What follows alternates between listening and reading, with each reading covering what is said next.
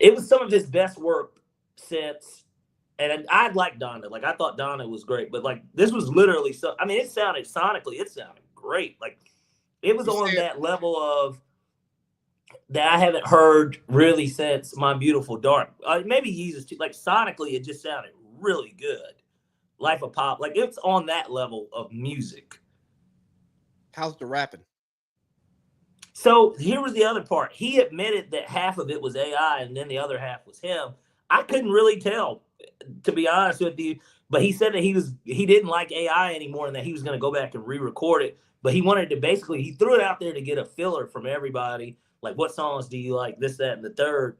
And he had a couple of songs where he was rapping his ass off. Like the first track, the intro track was great. Reminded me for sure first three album Kanye. Like definitely bare Kanye. He had a couple on there where the cadence in his voice and stuff. I was like, oh, this is like 808s. Like it was, it sonically sounded really good. Um, yeah, I can't wait to actually hear it. Hopefully, he At can get his shit together though. at what point are you going to turn your back on him? Pride. I mean, I don't agree with the stuff that he says now. So, So but why do you I'm not. continue? It'll never get to the point where I won't listen to his music. I don't think. No. So why do you continue to support? Okay, do you still listen to R. Kelly? Yeah, I have music. If it pops up, I don't skip it. No. Have you But I taken a don't just moral? go to R. Kelly and like, man, let me listen Well, to some R. Kelly. I don't do that. well, I don't think his legal issues have anything to do with you not intentionally going to listen to R. Kelly. Correct. I just never really listened to him like that to begin with. But like, there are songs that of his that I like that. Again, if they pop up, I'm gonna continue to listen. That's not gonna stop me from listening. Like, My mom's here and she's doing something in the kitchen, and I just heard noise that does not remind me of my mom sitting and eating dinner. So I yeah. was a bit confused, but she's probably doing some a favor for me. So I'm gonna be quiet. But um, so you've not taken any moral stances against artists. No, because there's no artist that I separate the person from the music. Okay. Have you taken a moral stance on like anything in entertainment? This is so funny. A couple years ago, I was gonna buy a Tesla, and the reason why I didn't buy a Tesla was because You're Elon a man. Musk. He purposely did something, bro, where I lost like a ton of money. I used to have an ass ton of Bitcoin, and like I lost like literally like 10K one day because of some shit he pulled. And like from there on, I was just like, oh, I can't get down with him. That's not a moral stance. He messed up your money. Yeah, So no moral stances for you. not that I can think of off the top of my head. No, Did you boycott Target? I don't go to Target anyways. So I mean, To answer I mean, that's the best way I can answer that. I don't even go to Target. you make this very difficult for me because you're like not being you're just not a moralist. So I can't even make you I can't even make you look bad here. Yeah, I mean, there's nothing uh that I can. God damn it. There's nothing that I can say that I've done to boycott somebody because of something. I will say that I I will probably never bring a Kanye topic to the show. I'll talk about it if you bring it up or you want to talk about it, but I won't bring Kanye topics to the show, and not because I have a moral or ethical objection to what he does. I just know he does this stuff to drum up attention. Uh and we talked about this before we started. Yeah, yeah, I think there's some mental illness there. Um I mean, 100%. he just look at his road in music. The listen to the music. The the guy's been searching for himself his entire life. And not to say that we all aren't on a journey to figure out who we are, but I think that I won't say what I said in pre-production, but some of that of finding who you are and maybe even rebelling against who you truly are because you don't want to accept that's who you are. It's one of those things is why I don't really give him much attention anymore. Like I will listen to the music. Like if the music comes out, I'm gonna listen to it. If it's as long as he doesn't put it on like his personal website and all that stuff. If it's in Apple, I'll listen to it. But I only listen to it because I like it, but I don't promote it because continuing to promote Kanye is telling him that this behavior is okay. It kind of reminds me of like a kid. You know, when like little kids curse or do bad stuff and people laugh at it. Yeah. Well, the kid doesn't know that it's bad because there's no immediate consequence tied to the action. Just like pretty girls get away with a lot of nonsense until they get into a serious relationship with a dude who ain't going for all that. Yeah, girl, when we was first talking, that was funny, but like, no, no, I'm a baddie too. Right. And like a lot of times human beings carry certain behaviors because it's been allowed. And for me, I don't want to continue to support his bad behavior by speaking too much on it because it gives him what he wants. Like he wants attention and he gets attention. And the reason why he wants attention may be something outside of his control. Again, because I think he's not right in the head, and there's nothing wrong with that because he's so gifted and brilliant. I don't think anybody who's that gifted, especially like artistically, like you're gonna lack somewhere. Like, I mean, he's what, Hall of Fame in 3 games? Rapping, producing, fashion.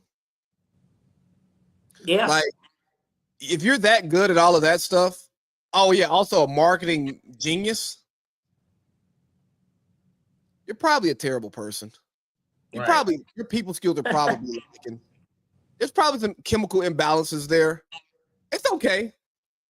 We have like guys who wake up and eat the same breakfast every day, same lunch every day, the same 3 dinners every week, wear the same 3 pair of Dockers to work, the same 5 polos every single week. And they are average to below average, but they are great contributing members of society. Yeah. We have those people to balance out Kanye in society. They just don't get attention. Sure. And look, it takes a village, right? Pull out your chain. Pull out your rock. Is it the rock? You got the rock chain on today. You got the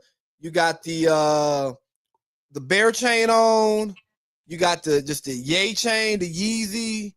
What chain we rocking today? Gap? No, there's no chains. Like none whatsoever. I do, however, have on a pair of Yeezys, if that counts. I knew you had something on. But they're a great pair of shoes in reality. Like they're great. These are literally, gosh, I'd argue maybe my favorite shoes ever. Like they go with everything. I mean, and they're fashionable. Like the color wave is really nice. Like they go with everything. Like you can wear these shoes with anything. If they weren't Yeezys, would you say that? Yes, because of the way that they look. If they were at Walmart, would you wear them? Yes. As long as they were just as comfortable and the same. If it's the same shoe, just Kanye didn't make it. Yeah, I would still wear them. Yeah. I think if you could buy it at Foot Locker, yeah, but at Walmart, I don't even think you would know it's there because you don't go down the shoe aisle at Walmart if you even go to Walmart. I don't. I don't go to Walmart very often, but I will go to Walmart. But you're right. I'm not typically going to Walmart to look for shoes. But if they caught my eye and they were 30, 25, it doesn't even matter. I wouldn't buy a pair of shoes from Walmart probably for $100. See, there's a difference. I know that these are Adidas. So like. Same sweatshop, man. Same sweatshop. Oh, no, I'm sure. Different tag. Psychologically, it might be a thing, but I'm just saying I wouldn't pay the price point that I paid for them at Walmart as I did for these. I guess if that makes sense. So you don't truly care about quality, you care about name brand. I'd say it's a bit of both. I mean, they have to be quality shoes because if they're trash, like what's a bad pair of tennis shoes I bought from a name? I can tell you there's a few pair of LeBrons that I've purchased, and this was in like when LeBron was actually making nice looking shoes. Because his shoes, they wax and wane. They were very uncomfortable, all because they're a good basketball shoe for him. Like if you look at LeBron's feet, the reason why his toes and stuff are like this because he wears shoes with really narrow toes, because it makes him more agile and he can cut better. Yeah, but they're uncomfortable, and that's why I stopped wearing LeBrons. For sure, I had a pair of the South Beach LeBrons, not the all turquoise ones, the Nike ones that were gray. Yep, and so I had those, and yeah, those shoes weren't very comfortable. They look good though. It was fly though. I had the cool gray ones. Yeah. Oh man, give me a pair of camo shorts, black Nike socks. Oh boy, it don't even matter what I got on up top. We out of here, baby. Yeah. Fresh A-Town fitted. This one ain't fresh. You see. No, it's been through the ringer, and that's okay. We all have. Look, I wear overalls and I work construction. I fit the part. Yeah, you're a lunch pail guy. You order a Bud Light, actually a Pabst Blue Ribbon. Actually, a Sweetwater 420. Oh well, okay. Well, you support local business too. I mean, that falls very much so in line. I'm a blue collar guy, and I really wish the guys on TikTok. Hey, can I have like 30 seconds to talk to the guys on TikTok? Go for it. Hey, people on TikTok, I know y'all probably won't see this, but guess what? Just because I say one thing that you don't like doesn't mean I'm not one of you guys. Now, the dude on YouTube who called me a monkey, I ain't one of you. We ain't. But I'm salt of the earth. I'll go to a dive bar. I'll go out there and get my hands dirty. I was raking leaves earlier today, I get out there. I'm a man's man. I'm not one of these soft-hand, college-educated, well-spoken, well-rounded, well-traveled, well-dressed. What's the other one? Well-spoken, well-traveled, well-dressed, well-read. And if I missed one, who cares? I'm not one.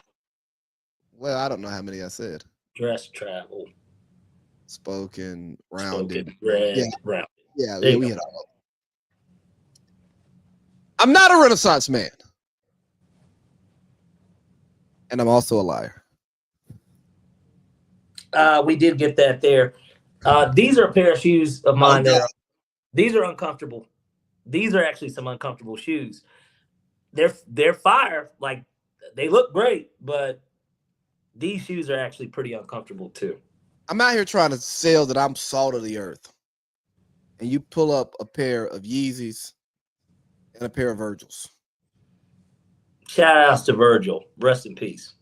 Kanye dissed that nigga too. That shit is so crazy. Yeah, he said fuck. Like, I'm trying to say, don't even say that. Don't even say that on here, man. I don't want to give the tweets light.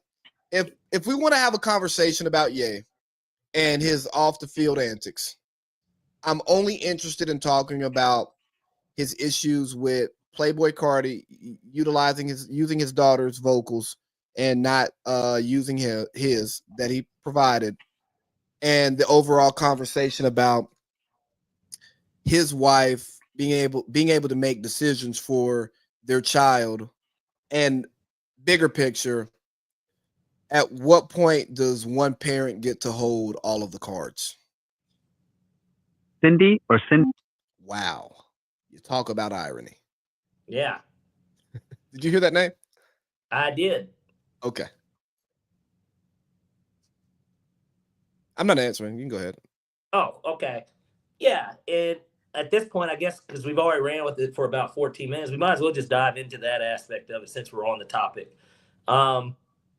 Yeah, I think that it's pretty foul, especially for a guy that I'd like to think that – I'm not going to say that Playboi Carti is one of these people that Kanye took under his wing, but he kind of is. You know what I mean? But he kind of is, though. Like, I mean, he's like the godfather of, like, really fucking any type of modern music. If we're keeping it real, like, just in a sense – Nah, but he is, because he's the first person that did this stuff. He made it cool to like not be a hard rapper, bro. Like he's the one that made that shit cool. Like everybody else was all this gangster shit or killing somebody, like shooting somebody. Like, bro, that what like I'm not saying that there weren't rappers. Will Smith obviously won a Grammy and he don't curse Bro, on his records. But I'm just Ludacris saying wasn't a gangster rapper. he wasn't. But you want to know one thing about Ludacris's music? It was super sexual. Now Kanye's made sexual music too, but He's made a lot of sexual music. Starting off, it wasn't really like that though. If you really look at like the start of his music, it wasn't really it wasn't the way he was rapping on like Watch the Throne and shit's a little different. Like My Beautiful Dark Twisted Fantasy, like there was like sexual undertone. It was a sexual thing album. Look at the album cover. But like if you look at like his he was like college dropout, late registration, graduation, like breathe life, nigga, into like. Miss me with graduation though. We go through too much bullshit just to mess with these drunken hot girls. And that song was so unpopular for a long time. Like that was always. It's no longer the worst song. But I love this song. Well, I'm just saying, when I first heard it, it was the worst song on the album to me too. I've always liked that song. And it really resonated with me once I started going through bullshit just to mess with drunken hot girls.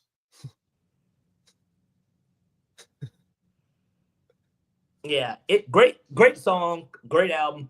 But again, I'm just saying that music, it was vulnerable, it was relatable, it was just different. And then the same thing with 808s. Hold on, before you go there, I got another question for you.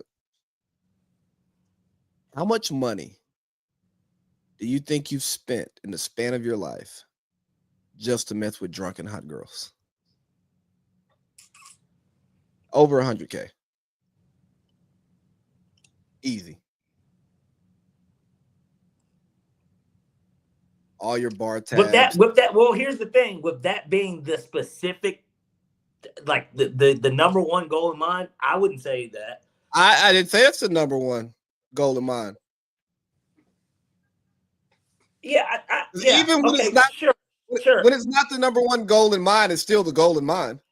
It is, and I don't want anyone to take what I'm saying the wrong way, but I'm going to be raw and uncut. I'm not going to censor myself for this. But everybody does it for the bitches, bro. Like that's just a fact, right? Like niggas want a nice car. Yeah, you want the performance. You want to speed off. You want it because you want the bitches to notice. Like this shit is about the bitches, bro. Like it is. It's about the bitches. That's really the best way to put this stuff into perspective. Name a nigga that don't do it for the hoes, bro. You do it for the hoes. Everybody does it for the hoes, man. Like, yes, you do it for yourself. I got a haircut because I want to look presentable. But who do I want to fucking look presentable to? My boss? No. The hoes? Yeah. Yeah, I want the hoes. It's not that I'm getting this haircut for the hoes. I'm getting it because I want to look presentable for the hoes. It's prep. It's like it's meal prep. I mean, I don't work out because I want to be like Dale Broadwater. Oh, one of the guys? And I work out so that I can wear skinny jeans and medium t-shirts. Well, and then when you're walking around on the beach, you're confidently walking up with your fucking pecs bouncing up and down like Hulk Hogan, right? I don't go to the beach. Too much sand. You lived on the fucking beach damn near. And I rarely went. I used to tell people all the time, every time I would try to go to the beach, specifically Pacific Beach, there would be these big barriers in between me and the beach. And they're called bars. And they're full of drunken hot girls. And I'm here for the bullshit. So why go to the beach when what I'm looking for is standing in between me and the beach? Because I'm not going to the beach to get in the water. Right. I'm not going to the beach to play volleyball unless the drunken hot girls are there. They're playing volleyball.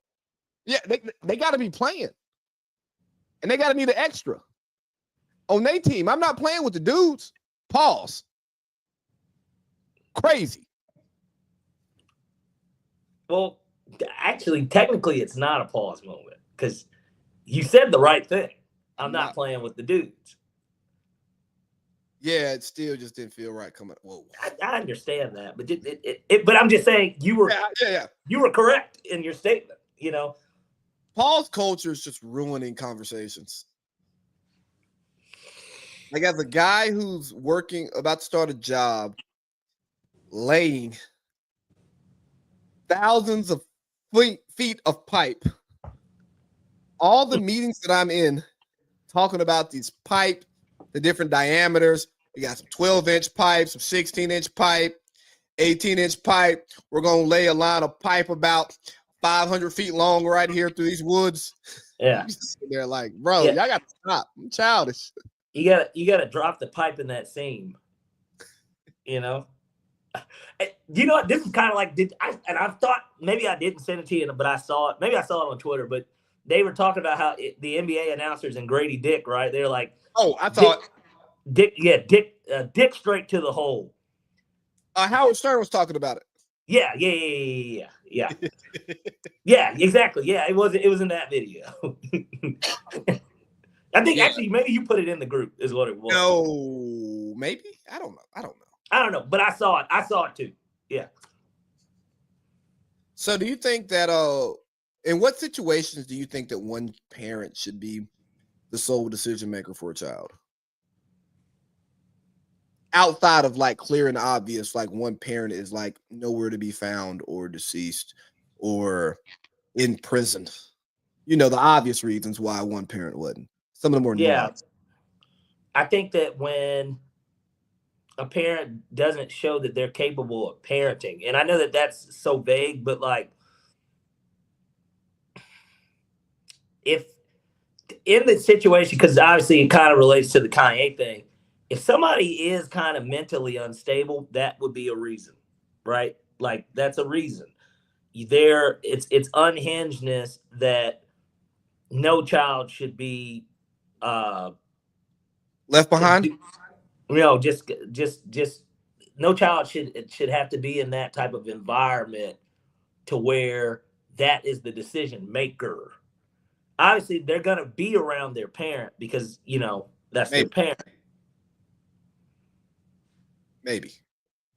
Well, yeah, if the courts decide, and what he's doing, which is what sucks so bad, he's really just fucking himself up, and it's just like, God damn, man, it's like at first when I was reading some of that stuff, I was just kind of like,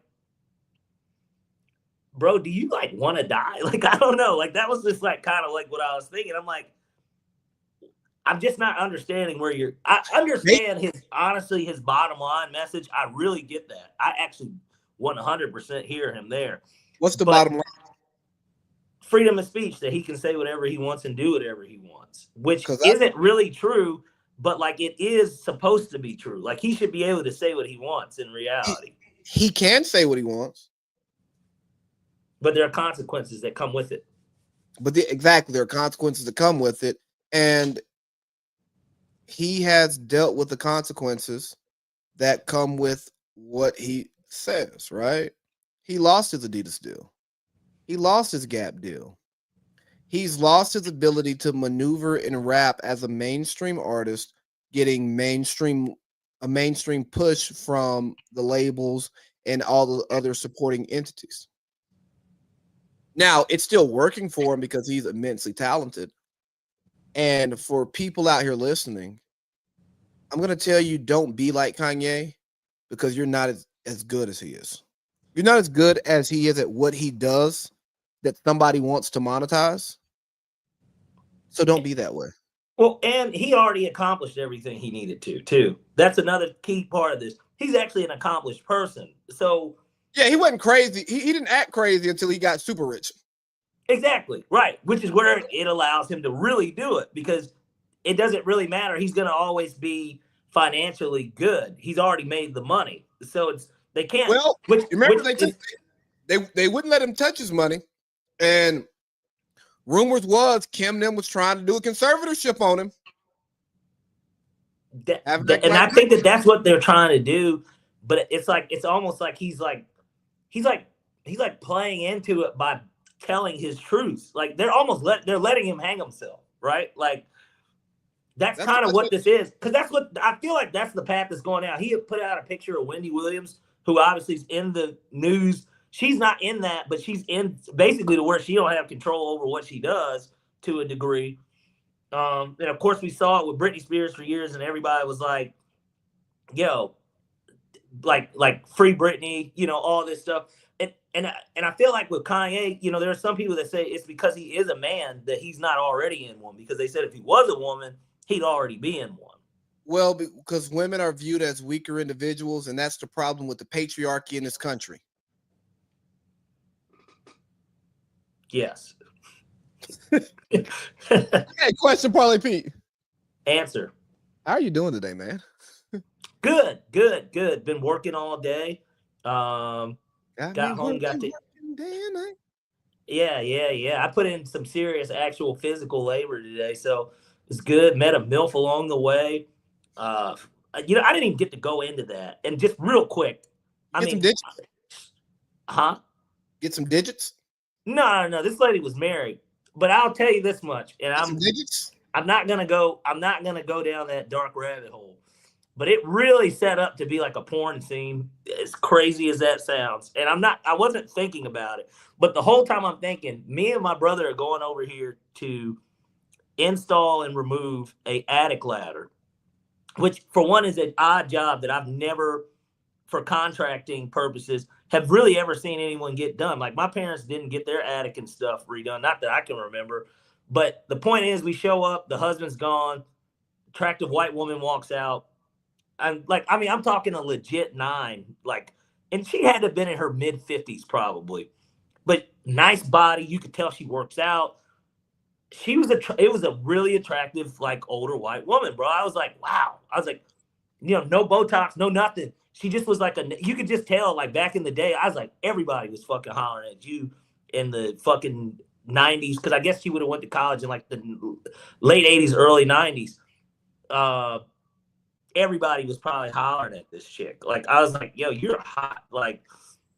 And she was just really nice too. She was super duper nice. We had great conversation while we were putting the finishing touches on. That's when we were we were working, but it just set itself up to be one of those scenes. It was just so weird because the husband's not there. She's like, MILF takes MILF DP handyman while husband's away. Hashtag. Yeah, that type of stuff. It was weird but cool. But then we did that. Then we left from there. Had to come back, get some. We installed somebody's bathroom, how shower, the shower door, the slide and shit. We had to do that, and that kind of took a little while because I guess the one that he got, I'm not gonna say it was even confusing, but it just was super duper heavy. But it was a lot of stuff you had to do to even get it to function before you hung it up. Are you handy? I know how to do a little bit. I mean, I was more of his help than anything, but there's little stuff that I know how to do. I can lay floor and stuff. I know how to do that now. I know how to I know how to put a fan up. I can put a fan up for somebody. I know how to do certain stuff for sure that I kind of learned just from working with him. Especially over the summer, I was working with him probably a little bit more heavier because everything had kind of slowed up for us. And so, I learned quite a few things. So maybe I would need a slight refresher, but I could low key do it by myself. Okay. And I hang a TV. Not that's not really that hard, but I know how to do that too. I mean, you'd be shocked. Well, people look, motherfucker. I tell you what, the first time I got my TV hung at the Atlantic, I paid the Geek Squad to do it because I bought the TV from Best Buy. And I think that shit was $125, $150 for them to do it. So, task rabbit, man, task rabbit. Yeah.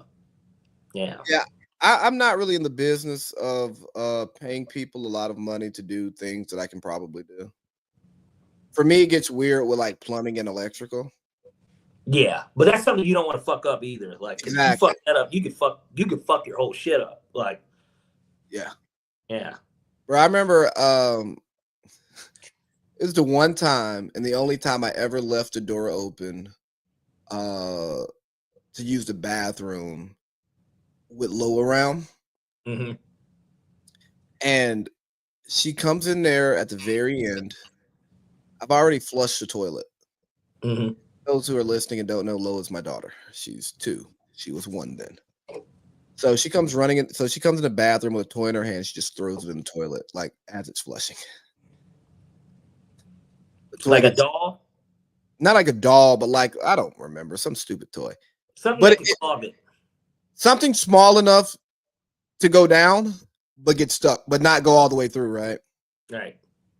So I end up, taking the toilet apart, doing all of this stuff. And I ended up like breaking one of the pipes because one of the pipes on the toilet was just old. Hmm. And my God,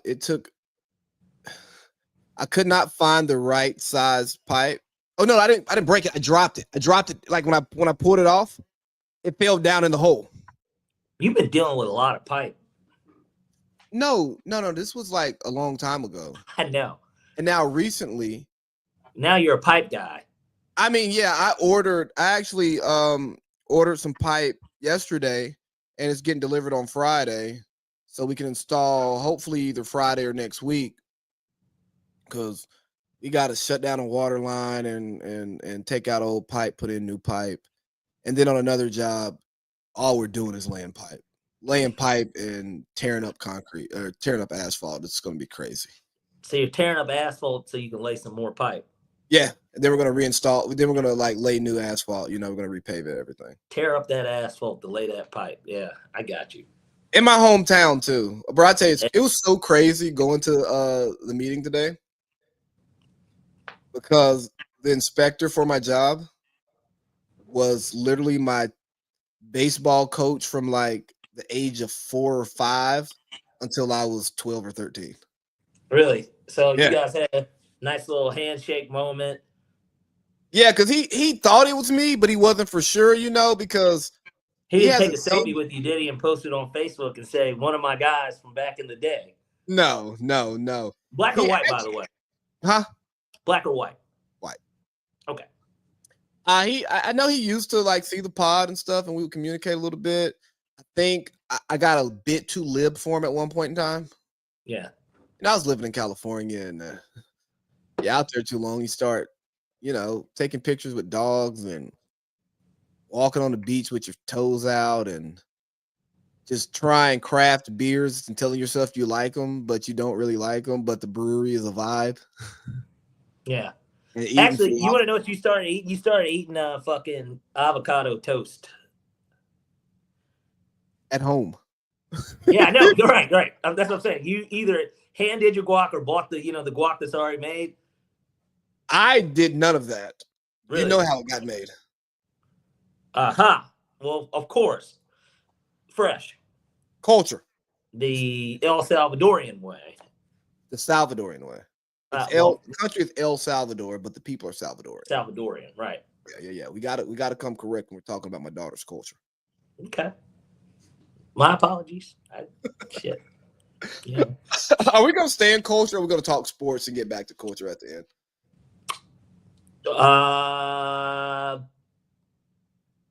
We can kick it off that way, and then we can end it.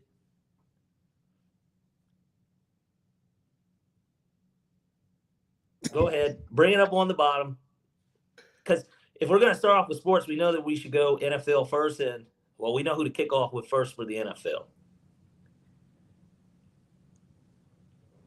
We are all here to do what Falcons do. Okay. Gotta play it again because we made a good moves this week. We are all here to do what Falcons do. Okay. So we played this, and we're starting here because the Falcons said, "You know what, Kirk Cousins? We're gonna pay you $10 million. because we guaranteed you this money. And we were not paying you specifically a certain dollar figure. We were paying our quarterback room a certain dollar figure for a certain level of production. And we are confident that our rookie or second year quarterback now will give us that same level of production at his price, and we'll just keep you around because we were building this team to be at this salary point because you fall off the books in 2 years. You fall off the books after this year. Yeah, I was gonna say you really fall off after this year. And then we'll pay Drake and Bijan and all of that stuff. So you're not messing up our timeline. Although some people may disagree with that model and say, well, you're losing a year where you could be maximizing the rookie on the rookie deal. Yeah, cool. We know who we got to pay. And unlike the Bengals, we know when to pay our guys at the right time to keep the roster right for what we were looking for. It may not work like when we paid Julio and Matt Ryan after the Super Bowl and stuff. We had to pay them. Those guys had already been here 10 years, damn near, though. Right. I mean, so, like we still had to pay them then, but it was like, hey, we're going to try to run it back the next 2 years, and we know we're going, like, once Matt Ryan's not good, we know we got to start over anyway. So what are we? Now, he was bad before expected, but sorry. Bad? Bad? No. We're going to put a period here. You can disagree with me. That's fine. Kirk Cousins is still on the Falcons roster. We're not cutting him, and we're going to make the league pay us for Kirk. How does that make you feel, Parlay Pete? It makes me feel great. I like that Terry put his foot down, and I think a lot of people thought he was bluffing, and I didn't think that he was bluffing. And the reason why was obviously because of what we just saw with Russell Wilson in Pittsburgh. Now, Denver wanted to absorb the hit because Sean Payton wanted Bo Nix to be his quarterback. He didn't even want him there, in that scenario, even to be a backup. And plus, Russ didn't want to be a backup. But Sean Payton and Russ didn't have a good relationship. I don't think that Raheem and Kirk necessarily have a bad relationship. I just think that the Falcons brass decided, hey, look, Penix is a guy who has actually been injured. We're paying you to be here, like you said, to be in this quarterback room. The quarterback money for the room makes sense. It's not like we're not overpaying the quarterback room. So we don't have to let you go unless somebody wants to come and get you. We don't have to appease you. We already appeased you because we gave you a fucking 3-year, $100 million guaranteed. We've already done the appeasing. We don't have to do that anymore because we did it once you signed on. We lost the draft pick because we did sign you because you couldn't keep your fucking mouth shut at the press conference talking about how you immediately met the fucking trainer and shit before you even signed. And we lost the pick out of that. So we got to at least recoup what we lost even bringing you in, let alone the money aspect of it. We're not letting you go until we get back at least what we lost, no matter what. And according to Josina Anderson, that's a 3rd-round pick. I mean, we lost, I think it was either a 4 or a 5. I think it was a 5 that we lost. But regardless. I mean, Rich called it in favor. Yeah. And so I don't think anyone's low-key going to give up a 3rd for him. I think that we'll do good if we get a 4. I'd really like to get a 4 out of this because the type of deal that it would be, I feel like we'd have to agree to pay half no matter what. We're paying half, and that's on a good for us if we can just get out of it just paying half. And I think that there is going to be a market for him because who's to say Aaron Rodgers, it sounds like he's not going to Minnesota. Who's to say that he just doesn't fucking retire? And then what? Then you've got a team in Pittsburgh that really does need a veteran. Mason Rudolph is not the answer. They know that. But they wanted to bring him back because he at least is familiar. He brings stability. He's played in playoff games for them. So there's a lot to like about having Mason Rudolph in the quarterback room, but that ain't who they really want. The standard is a standard, and he knows that standard. Exactly. He's played to that standard. He's led that team to that standard. Exactly. And so, but even if Aaron Rodgers were to go there, you still are opening up a can where Tennessee, I don't think that they're taking a quarterback at 1. I don't think that they're going to take Cam Ward. The Giants are still in need. I guess the Colts they got Daniel Jones now to be that competition. Yeah, the Colts aren't going to do that. Cleveland needs another guy. They're not. They bought in. They bought in a Super Bowl winning quarterback, but they're not going to get Super Bowl type production out of him. And in reality, we know that Cleveland. You know who they have interest in, right? Who? Carson. I don't know how anyone could be interested in him after what they saw that last game of the regular season. I know he wasn't playing with starters, but no thanks. I'd say Carson Palmer today over Carson Wentz. I'd try to get Kurt Warner out of the booth if I could over Carson Wentz. Hey, give me Carson Daly. Yeah, it a little what was that shit called? Not TCL. What the fuck is it? TRL. Yeah. Would you take Carson Beck or Carson Wentz? Beck. I think there's at least with Beck, you got a spry arm as a bare minimum. And apparently, he lost his influencer girlfriend because of some rendezvous with Miss Danger, a Latina. Wait, Miss Danger? Yeah. Saw that on the tube. I saw that somewhere online. I don't know. Miss Danger dates. Unless sure. Yeah, they date. I know what her day job is too. So, I know that I should respect her career and that her job is a job. But if your job allows you to make, still on the IG, so I mean, no trouble in paradise. That just sounds like a rumor. Two things can be true. That is true too. It can sound like a rumor. She could still be on the timeline, and Carson Beck still could have done what he did. I mean, because obviously that young man that you just, showed us is okay with sharing his woman. Well, that's what porn stars are anyways, right? Yeah, so what difference is a guy who just wants to get his rocks off? There isn't.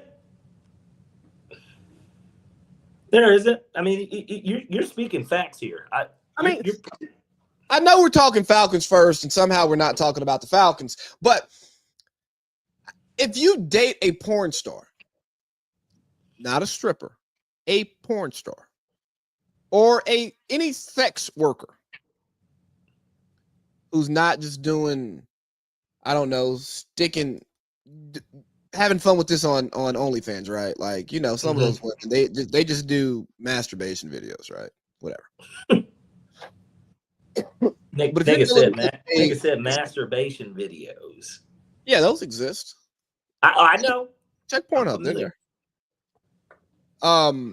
But if you are dealing with a woman who opens her legs for other men at a price for a profession,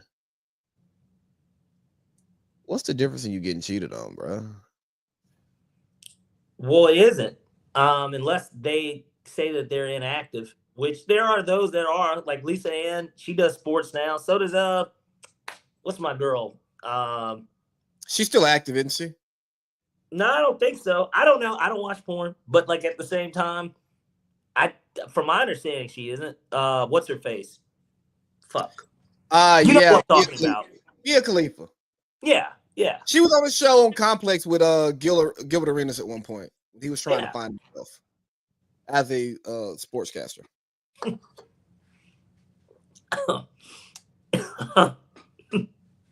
He was trying to find himself. Yeah, but I don't think that it does make much of a difference at the end of the day. But is that not the game? That's just the game in general. Like I don't feel like even with Carson Beck, which is how we even got on the topic, his girl is famous. He's somewhat famous, I guess. He moved down to Miami. Idiot. Come on. He wasn't, but I'm just saying he wasn't gonna not fucking fuck some hoes in Miami. Come on, man. That's just not the way it works. When you're 22 years old and you drive a Lamborghini truck and you're on South Beach, there's gonna be some Latina ass that's just popping up out of nowhere for you. Some black, some white, some French, some maybe some Asian. But here's the thing.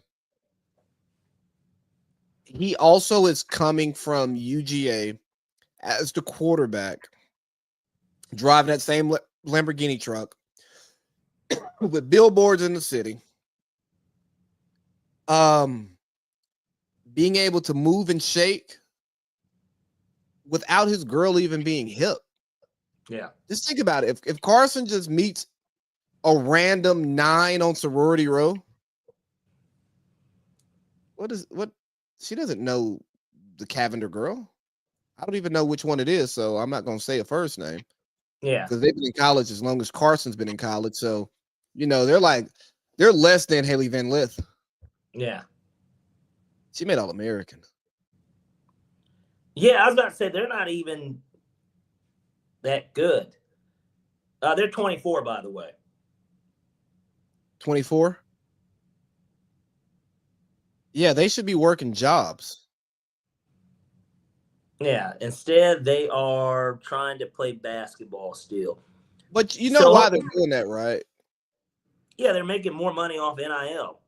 Well, yeah, because you saw what Angel Reese told that person on line asking her for some money. Angel Reese makes $75K in the WNBA annually. She made $50K in Unrivaled. So she made what, 125 on the court. That's pretty good. Taxes. Yeah, before taxes. Yeah. Well, yeah. At least no income tax on that on that Unrivaled because it's all played in Miami. But excuse me. But I'm starting to think that college basketball is its own separate league. Especially on the men's side. Think about it. You can go to JUCO now for 2 years and lose no eligibility. So that means you can show up on campus at 20, play until you're 24. If you play college basketball for more than 2 years, you're probably not going lottery unless you're like one of the best players in the nation, and you still may not go lottery. So college basketball with the NIL and all this payment stuff coming now, it's its own league. There are guys who are gonna go realize in high school that their lot in life is professional college basketball player. College basketball is a league semi-pro. And there's nothing wrong with that, though. Look at Drew Timme for Gonzaga. He's not in the NBA. I know who he is, though, right? Because he was at Gonzaga for like 6 fucking years. And I'm sure that he made plenty of money up in Spokane playing for Gonzaga because that's a niche basketball market for a niche, like, brand of basketball for that area. So he might have been, you know what I mean? Like, he's super well known up there. He's a legend. I hate Gonzaga's basketball program. Do you just not like Mark Few? What? No, because he's kind of the face of that program. So I think Mark Few's a great coach. He's an Olympic gold medalist himself now. He's part of the Olympic program. You just can't beat up tomato cans every year and expect me to take you seriously, even when you're good. Like the media hype them up, all of that stuff. Now the Chet team, different team. They had Drew Timme. They had 3 pros on that team. They had Chet. What's my man's name? Jalen Suggs. And Nembhard. 3 pros. Yeah, three guys that start in the NBA today. Like they all are starters. 3 guys that we take seriously. If does Nembhard start? If he not, was starting for them in the playoffs last year for the Pacers. Yeah, that's right. Anyways, he gets real minutes to where you respect. He's an NBA player. Yeah, he plays 30 minutes a game. But outside of that team, come on, man, what are we talking about? Well, I mean, they had a legacy though with Adam Morrison obviously being arguably their greatest player ever. Sure. John Stockton, of course, back in the day went there. Who cares? John Stockton's wild on Twitter. Crazy conservative. He appreciated the shout out from Kendrick Lamar during the Super Bowl halftime show, though.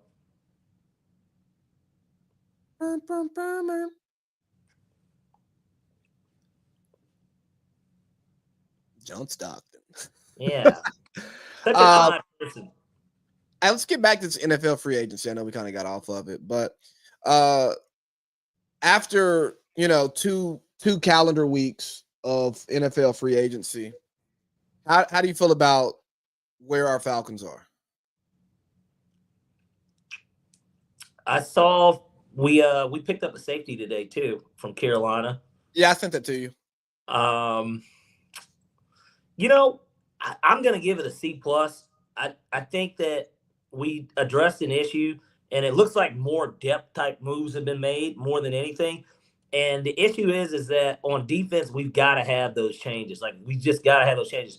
And the expectation isn't that, man, maybe we get a game record with that 15th pick. The expectation isn't that we're going to have a guy that comes in and just flips this defense in 1 year. Like, it just doesn't feel that way. And I know we got rid of Lakes. Who's the DC now? We got Brick back. I'm curious to see how they address it in the draft.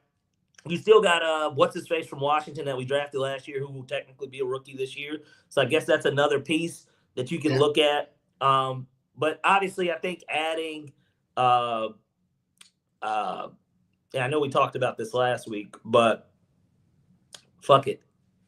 Floyd. Yeah, Leonard Floyd. Yeah, us adding him was a move that was necessary. So I like that. I'm curious as if they're going to bring back Judon at this point, though, because clearly he doesn't have that big of a market. And I think that maybe he can be better than what he was last year and still be this name that we know is productive. Because he's kind of similar to Leonard Floyd in a sense of his productivity, like over the years. They're kind of been similar players. But if you have those two, you still have Ebiketie, who did come on strong at the end of the year last year. He was significantly better. He's one of the few guys that's like, okay, finally, we're not striking out on second-round picks, because that was a second-round pick out of Penn State. He looked more the part. And look, I'm looking forward to year 3 from him. And then, like I said, you still got what's-his-face from Washington, who was out for the year, but Braylon Trice. I'm excited to see him. He was the Pac-12. He was the best defensive player on that Washington team.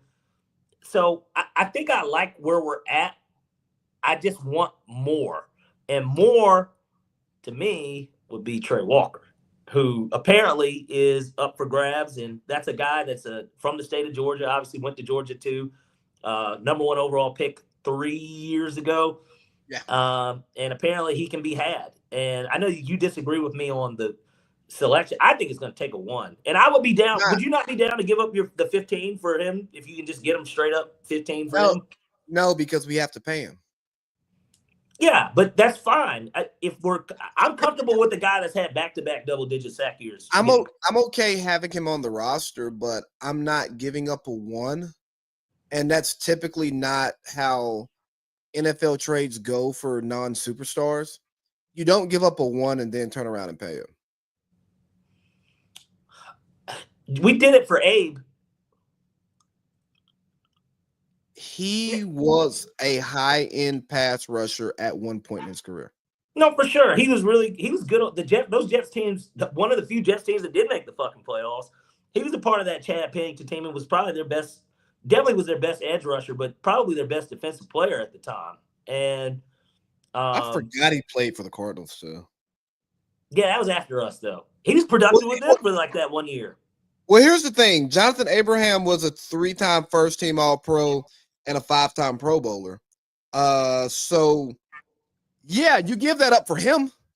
Well, he wasn't that before, though. We got him. Yes, he was. He was a 3-time All-Pro before we got him. He was a 2-time All-Pro before we got him. Really? And then he's a 4-time All-Pro total, and he got 2 of his All-Pros with us. So 2001, 2002, he was an All-Pro, and he didn't make All-Pro again until 2008, and then he made it All-Pro again in 2010. He was such a dog for us. I love Dave. I love him too, but he showed enough before we made the acquisition to say that, hey, yeah, I'll pay this coin for him. But Trayvon Walker, I mean, did he make All Rookie? That's a good question. His rookie year wasn't that great, but on a really bad football team. He was with Herb, right? No, he wasn't with Herb. Oh, Herb He didn't was- draft him. He was the year after Herb. Yeah, he was Dougie P. Yeah, that's how they got him. They got him because of Herb, right? So Yes. no, his rookie year was not stellar. I'm looking at it now, 3.5 3.5. sacks. But he probably wasn't an every down rusher his rookie year. And so I just look at the last 2 years. They made the playoffs 2 years ago, right? Or did they tailed off or something? Trevor's second year, so his rookie year, they made the playoffs. Okay. So maybe these are empty calorie numbers coming from him, but I don't like think the double-digit sacks the last 2 years. They're not empty calorie numbers, but you don't give up a 1 for him because he is not an elite pass rusher. He is more in that But don't call him Dante Fowler, is all I'm saying. He's not Oh, Dante no. Fowler. I wasn't You know? gonna call him Dante Fowler. I was gonna say he's more like a Chris Long type of guy. Who else? A better I feel like pass. he's like Brandon Graham. Maybe. I'm saying Kind of what like Brandon Graham was for the Eagles. Like that's I- what it reminds me of. I think his peak is like 12, 13 sacks, unless he has one of those weird games that doesn't make sense. It has like a 5-sack game, like a 4 or Then 5 he sack. boosts him up to 17 for a year. Yeah, but like this is he's in that 10 to 12, so I'm not giving up a first round pick for that. But hey, carry the show real quick because my dogs are making a lot of noise and I don't trust them. And if AC Lee don't trust you, he gonna shoot you.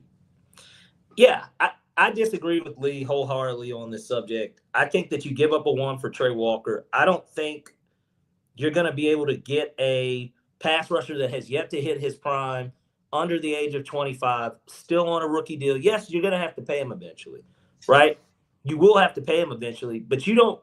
Those type of guys just don't fall into your lap. You don't get these guys that are under 25 on rookie deals, even if you've got to pay them. They don't typically just come on the market like that either. And I know that that's why it's like, well, that's kind of the reason to want to stay away because they don't come on the market. But I don't know what Jacksonville's issue is in terms of why they don't want them. Maybe Jacksonville recognizes that with the new regime that's coming in, that they've got to change some things. And T-Law is going to be there. They're not getting rid of him. Ain't nobody taking that albatross. Yeah, they've got a bright spot in Brian Thomas Jr., who eventually will have to get paid too, right? But that's further down the line. That's 3 years from now.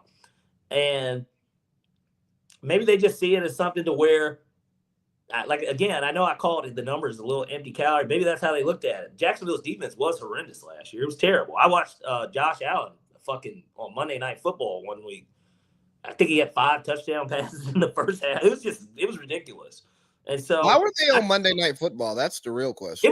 It was early in the year. It was like week 3. So and it was one of those doubleheader nights. They've got to get rid of that, by the way. I don't mind it early in the year because think about it. I think ours was a standalone when we played the Eagles. I know the Raiders game was a doubleheader. I don't mind. We had Riddick and Danny O. Yeah, I know. Well, I didn't have to hear them, thank God. But I didn't either. What did you mute them? Yeah. Or you just didn't watch the game because of? No, I muted. I watched the game. I just muted them. Yeah. A little Desmond Ridder action. Hey, he's still a free agent. Desmond Ridder probably won't get signed. I think his career is over in this league. He might be a camp arm this year, but then that'll be kind of the extent. And then he'll be playing for the St. Louis Renegade or whatever they call it, St. Louis Blackhawks. Honestly, I think Dez should probably be getting ready for camp because the league's getting ready to start. Is it time for spring football? It certainly has got to be coming around. But maybe he hasn't bitten that bullet yet in life and recognizes that, hey, I've got to go out here. I've got to put something good on film because I don't have anything good on film anymore. Like he has the Falcons game. He was terrible really until the middle of the fourth quarter. Then he started to move the ball down the field, but we were already up double digits, so it didn't really matter. And that game wasn't 100% on him because we had like 2 blocked extra points, like a blocked field goal, a blocked punt, like 5 or 6 sacks. Big win for me in the league because of that defense that night. But he doesn't have anything good on film. There's nothing good on film about Desmond Ridder. Well, he's not a good football player. Yeah. And in other free agency news, Jamar Chase got what he wanted. Joe Boyd got what he wanted. T. Higgins got what they wanted. Jamar Chase, 4 years, 160? Highest paid non-quarterback in the league, and then T. Higgins is the highest paid wide receiver too in the league. Yeah. Now, they are probably there's an argument that he's the best receiver. And I don't think there's much of an argument that T. Higgins is the best wide receiver too. Because there were lesser teams who wanted to make him wide receiver 1. And he's like, T. Higgins is so much better than Brandon Ayuk. It's not even funny. I won't go that far. Oh, I think he is. I think he's way better than him. Can you hear my TV in the background?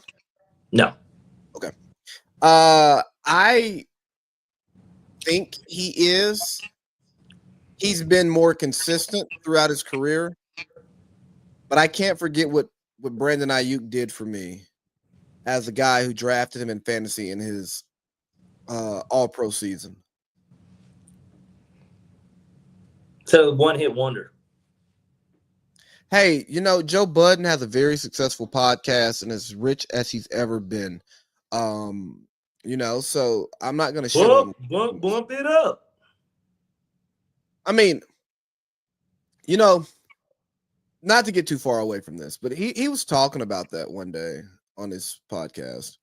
And he kind of talked about how, people kind of shit on him for being a one-hit wonder. But he's like, look what my one hit is. My one hit is 25 years old, 20 years old, and it still gets played. So, judge me against the best one-hit wonders. And I'm glad Jay-Z had came back and did the beat real justice. Not that Joe Budden rap well on the song. No. Jay-Z did not. That was Jay's producer. Just Blaze gave that shit to Joe Budden. Well, yeah, it's what the label's supposed to do. You got a new artist. Sounded like it could have been Jay-Z's song. Nobody cares, bro. Nobody cares about Jay-Z's Pump It Up anymore. That should only exist for hip hop heads, Jay-Z stands, and people in the early 2000s who heard it when it came out, bro. Nobody cares about Jay-Z's Pump It Up. Just like nobody cares about Jay-Z's Ballin'. They don't. It doesn't matter how well he rapped on it. Nobody cares. People care about Jim Jones Ballin'. People care about Joe Budden Pump It Up. So don't use this as an opportunity to pull out your Rock chain, put on your Rock Nation hat with your little flying paper plane shit, and go out here and just give Jay-Z all this love. Nobody cares about that fucking verse, bro. What about his blow the whistle verse? Don't really care about it. Dope verse. Shout out to him for going to the booth and doing that for LeBron. Great. Ask my nigga LeBron. Yeah, no, I'm with you. So big we ain't gotta respond. The Deshaun Stevenson LeBron thing used to be real too. That's the crazy part. I mean, yeah, Deshaun Stevenson took his soul in the 11 finals. Everybody talks about JJ Barea. No, baby. I'm talking about when it was Cavs Wizards. I know, but that's where it started. But the culmination of that was the 2011 finals. Deshaun, whatever his last name is, Stevenson hitting clutch threes, throwing up the B's, running down the court. You know what I'm saying? Yeah. Also, LeBron scoring 17 for the series. Yeah. Deshaun Stevenson made throwing up blood in a basketball game popular, or throwing up the three. Deshaun Stevenson made that shit hot. Sorry. You don't want to give the Melo 3 to the dome credit. Yo, I gave myself a mean headache in a men's league game doing that Melo 3 to the dome. It was like a tight game, and I hit an and 1-3. And I got up and I was like, but I did it super hard because I was like, adrenaline. Yeah. But I'm jabbing 3 fingers into my damn temple. Yeah. Oh shit. We're not gonna do this anymore. Hopefully you didn't get a concussion there. It's undiagnosed, so we're okay. Yeah. VA didn't give me credit for my diagnosed concussion, no TBI, which is fine. I'm okay with that. Right. Anything else in NFL? Stingley got paid. Duh.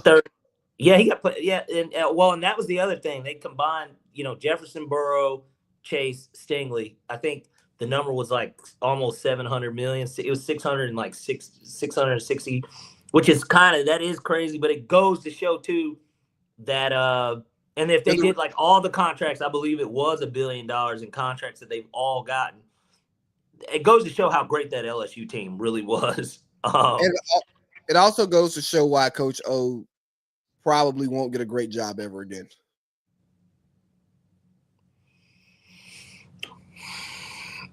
Joe Brady continues to get jobs.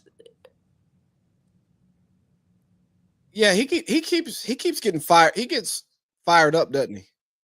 Yeah, well, remember at one point there were so many people that were trying to make him like the hot head coaching prospect. He never got it, but like, because what is he? He's in Buffalo now, right? He's in Buffalo. Yeah, he's in Buffalo, doing great actually. Yeah, they were great this year, but he was like in Carolina. That was like the first job he got. It was like Carolina. Saint. Did he go back to the Saints? Yeah, he was with them for a little bit. I know he was there before New Orleans, before LSU, I think. I'm pulling up the Wikipedia right now. Yeah, he's a dicker too. Let's see. So yeah, Saints offensive assistant. Hold on, I'm gonna go through his entire coaching stuff because it's not much. Williams and Mary linebackers coach, Penn State graduate assistant, somehow New Orleans Saints offensive assistant, LSU passing game coordinator and wide receivers coach. He wasn't even an OC. He's just a pass game coordinator at LSU. Yeah, but you got to think about it. If he's that and a wide receivers coach, he's working with the 3 best players on the team. Sure. Their defense wasn't great. Their defense played well enough, but their defense wasn't great. I'm sure Joe Brady had a lot to do with those 3 guys being so great. About as much as O did. Well, yeah. I mean, I think it makes sense for O not to work, but also he was creating a bad culture and stuff too, and bringing his young hot floozy into the fucking facility. Go Tigers. And talking about Trump and stuff. It's like, hey, bro, you got too many niggas on your team to be like openly like pro-Trump. Like, this is not just you picking a Republican. This is picking somebody that a lot of Black America deems as like the Antichrist, So like, relax. Buffalo Bills quarterbacks coach. Well, after he left Carolina, he was in Buffalo as a QB's coach, interim offensive coordinator, and OC. I mean, he earned his OC job though. I'm happy he had to take a step back. Sorry, I misremembered his past. But yeah, he worked his way back up to an OC, and I mean he's performed well as an OC, to be perfectly honest. So if Joe Brady gets a head coaching job next year, I think it's a mistake, but I'll understand why a team hired him. I mean, the Saints hired Kellen Moore, Brandon Staley. He's been a head coach before, so as long as you're not a black man that comes from the defensive side of the ball and really cut your teeth, you'll be fine getting a job in the NFL. Go Tigers. I think that's kind of all that matters in football, to be perfectly honest. The Packers officially submitted to get the tush push banned. The Bills are trying submitted to get the overtime rules to be the same in the postseason and same as in the regular season as the postseason. I think the Bills sent it in. Yeah. I don't really care about those rules. I think the tush push should be allowed. Stop it. It's a great play. I know the offense has a lot of advantages as is, but it's a great play, man.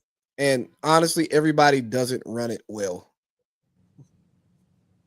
This is true. I don't have much on it in a sense of whether I think it should be banned or not. I mean, if there's no danger, then I don't see why not. But, Rich is the ultimate say-so. I mean, the voting is, but Rich is also the one. He laminates everything. So Well, I mean, it doesn't get to the owners if Rich doesn't want it there. yeah, and we know what Rich wants. Who has more juice in the NFL? Rich or Dave Tepper?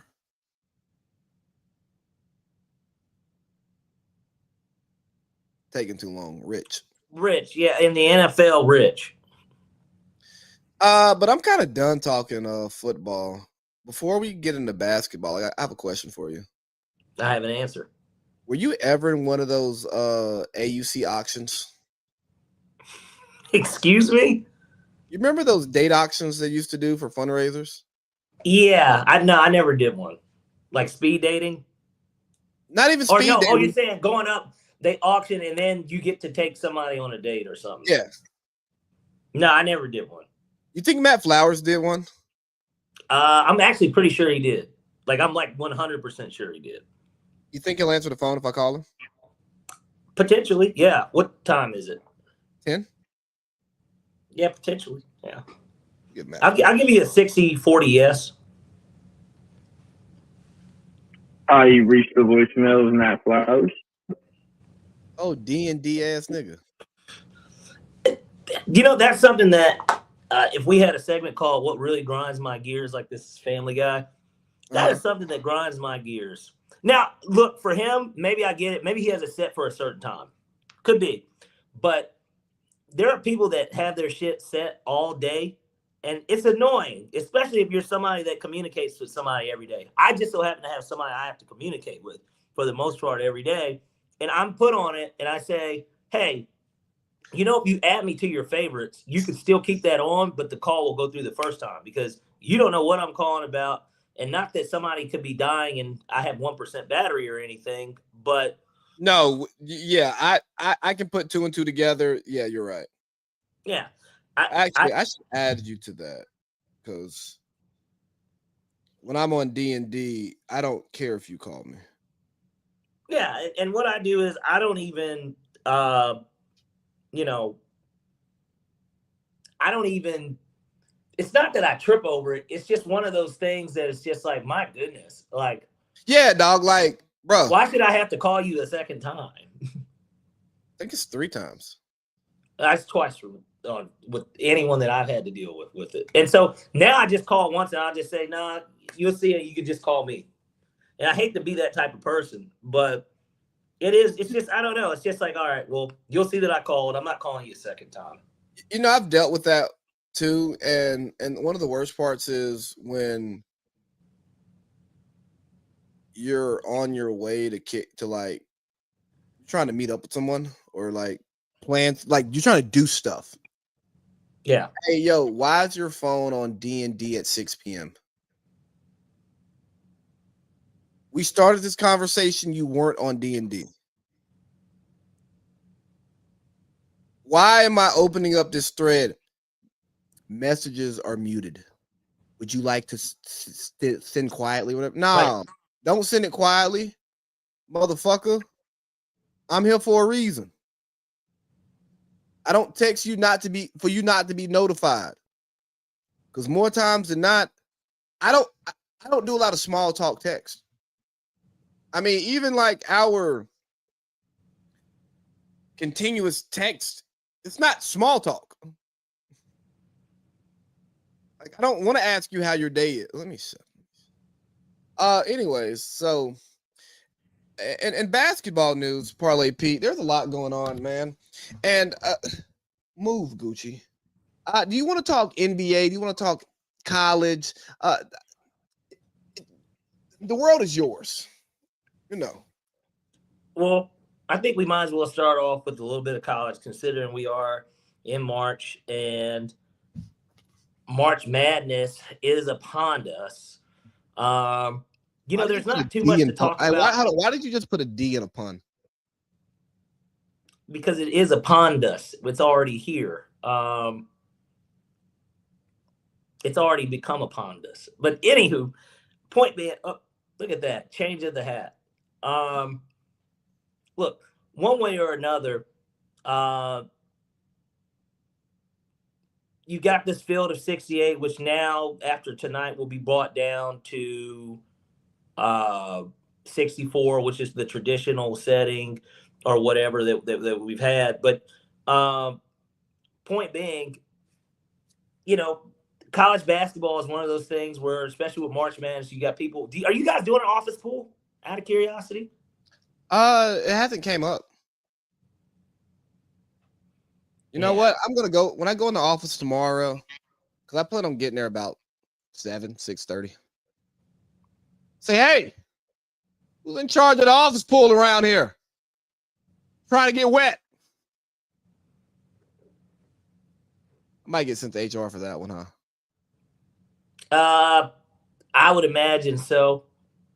Especially if you say the wet part. I don't see how anyone would, not kind of say something about that. But in general, this year's favorites coming in right now are Florida, Duke. And Florida, I guess, has not typically been in that conversation the past few years. Duke's always a favorite. That's just a team that people are going to bet on because of the brand. But Florida, Duke, St. John's making the comeback, obviously, with Rick Pitino. Tennessee is not a favorite.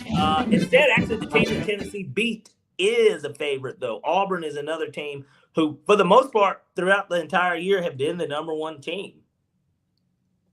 I mean, yeah, Bruce Pearl's guys, they lock up, they play good defense. I just don't think as an Under Armour school you should win a national championship in basketball.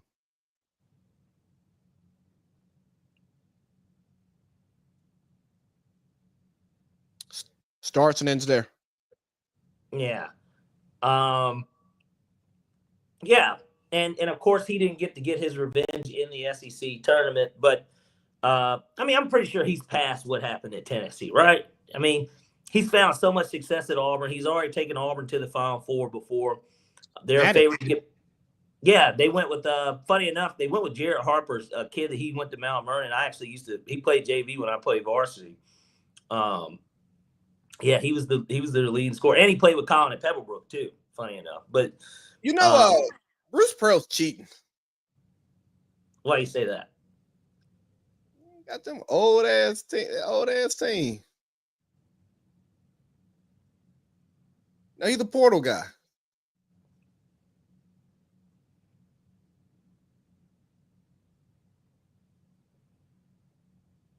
Can you hear me? Bruce Pearl is a portal guy. Yeah, did you see the average age of Auburn's team? No, I know Johnny Broom, who is basically the top player. I know he's kind of old. He's been there for a minute. They have a young kid on that team though. That's like a freshman. That's like a real rock star too. Here, I need to pull up the bracket. One quick thing. Oh, what's this? Hold on, man. Hold on, now what? Oh, I know who this is. Never mind. It doesn't say probably such and such. No, it was an IG comment, and I was kind of confused who this person was, and then I saw the page, and I'm like, hold on, why would you? And then I went and I realized who it is, and it doesn't matter here today. Okay. God bless. I'll be honest with you, man. I don't watch college basketball. I just think it's an inferior product. But I did watch some this past weekend because it's March Madness, and my Tennessee Vols were in the SEC championship where they proceeded to get thrashed by Florida in the 2 7-footers. It was disgusting. It was just a bad display of Tennessee basketball. But it's okay, Rick Barnes. We believe in you, and we're going to get it right for the tournament. Major minor step back for a major comeback. Hold on. Let me drop the beat.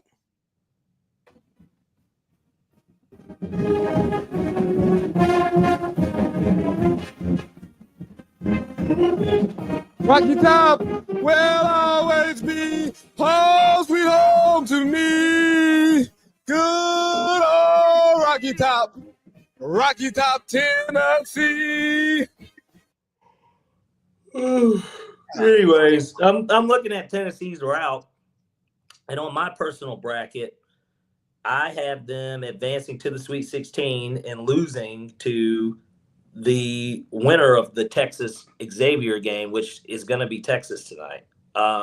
Which, is a little bit of a get back sex moment for Texas too, because Rick Barnes used to be the coach at Texas before he went to UT, and so the real UT, huh?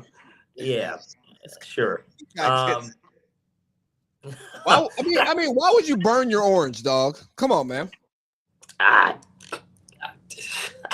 Look, I've never been to Austin, but I've heard a lot of good reasons. And I can imagine why anyone would want to burn something out there. But you probably go out there and get burnt. Hey now, I got you guys going to the Sweet 16. The crazy thing about college basketball this year is that it seems like the SEC's dominant, which is kind of crazy. So 16 teams in the SEC, 14 are in the tournament. How crazy is that? It's what happens when you build a football powerhouse conference and you just make so much money this is what trickle-down economics looks like when it's actually applied. The SEC is the best football conference, has been the best football conference for many, many years. And although the Big Ten thinks they're close, they're not. They don't have the depth. Yeah, they're close at the top, but they're not close at the bottom. That's crazy. We're the best basketball conference now. You see what we're doing? Like, we don't even care about Kentucky. We're not talking about Kentucky. We're talking about the Iron Bowl in basketball was a game that mattered this year. You know what I mean? Like, Florida, Tennessee, SEC championship in basketball. You know what I mean? Like, it's beautiful. You look at our baseball, you look at our golf. This is what happens when trickle-down economics works. The school gets better. Everything gets better when you actually let the big dog go make the money and let it flow.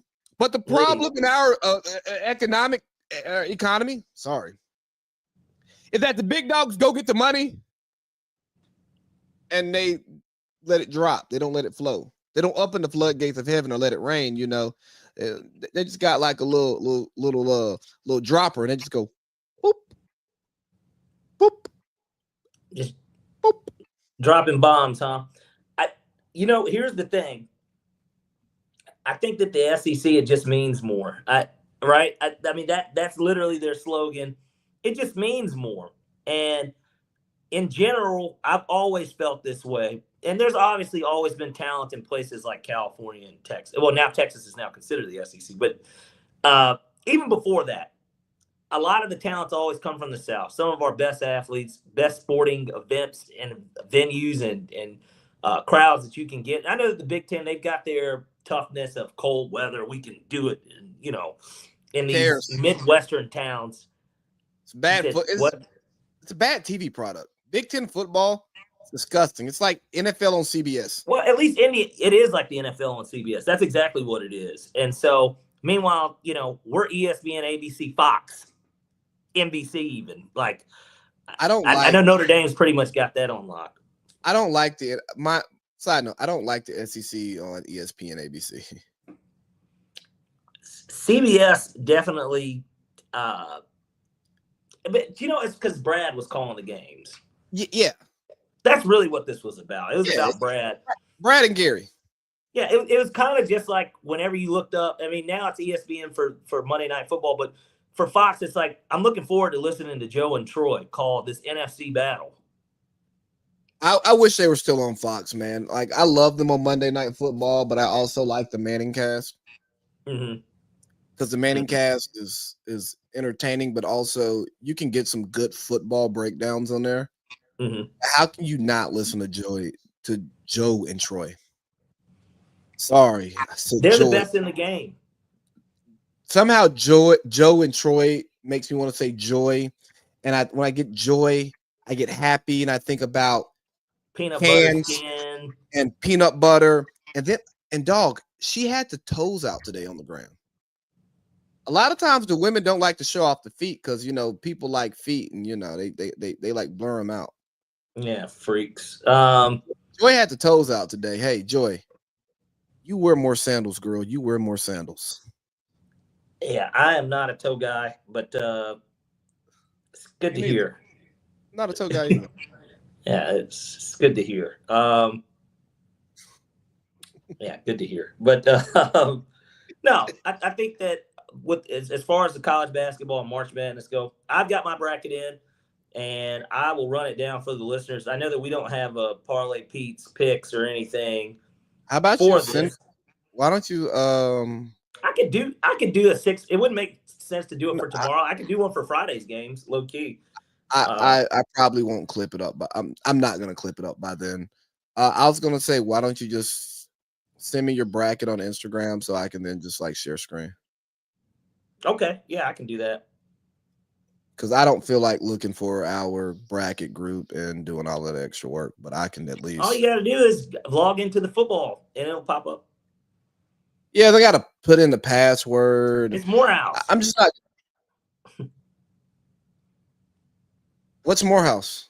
That's the password. It's literally just Morehouse. No caps, no nothing. Just Morehouse. Why is Morehouse the password? What's the significance? I don't know. Boink came up with it. All right, you talk to him. You talk to El Prez, El Kamish, Roger, whatever you want to call this nigga. Hey, but do you have the BBL? I did see that too. That's another one. Actually, really, we should go down that. Here, I got to pull it up. I have it on Twitter real quick. Hold on. Let me pull it up on Twitter, though. Playboy Cardi made a video for Like Wheezy, by the way, which is the track that he samples Bend Over by Rich Kids. Very interesting. That was smart. When you said bottom line earlier today, I wanted to say Bend Over. But, I don't really care about Playboy Cardi or his album that almost gave me a headache. We can get to him a little later. I'm just. We don't have too much to talk about in the NBA, low key. No, I only have most of my NBA topics are topics that like we can table because they're just off season topics. Yeah, well, it's just until we really get to the playoffs. There's what I'm not gonna do. You know what, Parlay Pete, this isn't gonna work. Doing the BBL madness. No, sharing screen from IG. I'm just not going to do that.